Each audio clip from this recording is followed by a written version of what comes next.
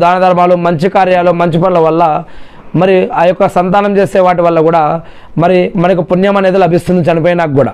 మరి ఆ విధంగా మనం మన పిల్లల్ని ఇప్పుడు పెంచుతున్నామా లేదా? మనం చనిపోయినాక నిజంగా వాళ్ళు ఇస్లాం పద్ధతిలో ఉంటారా ఉండరా? వాళ్ళు అటువంటి పద్ధతులు పాటిస్తారా లేదా? ఈరోజు మనం వారిని ఎలా పెంచుతున్నాం? మరి ఇదొకటి మనం గుర్తుపెట్టుకోవాలి. ఇక రెండో విషయం, మన యొక్క సంపాదన ఎలా సంపాదిస్తున్నాం, ఎక్కడ సంపాదిస్తున్నాం, ఎందుకు సంపాదిస్తున్నాం, దాన్ని ఎలా ఖర్చు పెడుతున్నాం, ఎక్కడ ఖర్చు పెడుతున్నాం, దీనికి అల్లా వద్ద జవాబు చెప్పిన తర్వాత అల్లా వద్ద నుంచి పక్కకు జరగడం అనేది జరుగుతుంది ప్రళయ దినం రోజు. అందుకే మన యొక్క సంపాదన హలాల్ సంపాదన అయి ఉండాలి. హరాం నుంచి, పాపాల నుంచి రక్షించబడాలి. హలాల్ సంపాదన ప్రకారం సంపాదించిన సొమ్ము యొక్క ప్రతిఫలమే మనకి దొరుకుతుంది. కానీ నీవు హరాం సంపాదనలో ఎన్ని సంపాదించినా కూడా నీకు వాటి యొక్క పుణ్యం అనేది దొరకదు. అందుకే పాప మార్గంలో సంపాదించి ఎన్ని ఖర్చులు పెట్టినా పుణ్యం అనేది రాదు. పుణ్య మార్గంలో సంపాదించి సరైన మార్గంలో సంపాదించిన దానికే పుణ్యం అనేది దొరుకుతుంది. అందుకే ఈ యొక్క బ్రతికి ఉన్నవారు చనిపోయిన వారి కోసం దువా చేయవచ్చు, కానీ చనిపోయిన వారు బ్రతికున్న వారి కోసం దువా చేయలేరు. ఇది ఖురాన్లో కానీ హదీసులో కానీ చూడవచ్చు. అందుకే బ్రతికి ఉన్నవారే చనిపోయిన వారి కోసం బ్రతికి ఉండగా వారు చేసిన నమాజులు, ఉపవాసాలు, సదకాతులు, జకాతులు, అజుమ్రాలు, దాన ధర్మాలు స్వీకరించమని బ్రతికి ఉన్నారు వారు చనిపోయిన వారి కోసం దువా చేయవచ్చు.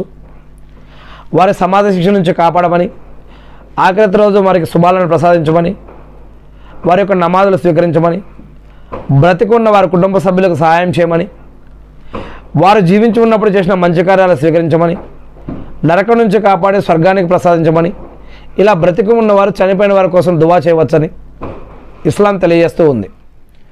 మరి ఈ విషయం చాలామంది మరి మనం ముస్లింలమై ఉండి కూడా పిల్లల కోసం, సంపాదన కోసం, లాభ నష్టాల కోసం కొంతమంది మృతుల దగ్గరికి, సమాధుల దగ్గరికి, బాబాల దగ్గరికి వెళ్తూ ఉన్నారు.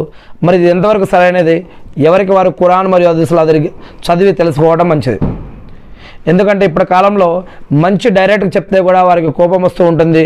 మరి ఏదైతేనేమి ఒక ముస్లింకి ఇంకో ముస్లింపై ఉన్నటువంటి బాధ్యత ఏమిటంటే అత్యుత్తమ పద్ధతిలో, మంచి పద్ధతిలో సలాం చెప్పడం, సలాంకి జవాబు చెప్పడం, అదేవిధంగా తుమ్మితే జవాబు చెప్పడం, అదేవిధంగా ఎవరైనా చనిపోతే జనాజా నమాజ్కి వెళ్ళటం, అనారోగ్యంలో ఉంటే పరామర్శించటం, ఆపదలు ఉంటే ఆదుకోవటం, ఇలా వేరే చెడుల నుంచి ఆపడం, మంచి కోసం ప్రయత్నించడం, మరియు మషవరా ఇవ్వటం.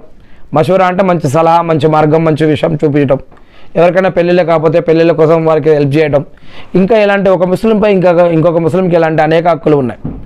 ఇలా వీటికి సంబంధించే మరి ఇప్పుడు ఇలా ప్రార్థనకు సంబంధించి ఇతరులకు ప్రార్థన నేర్పడం, ఇలా ఎవరైతే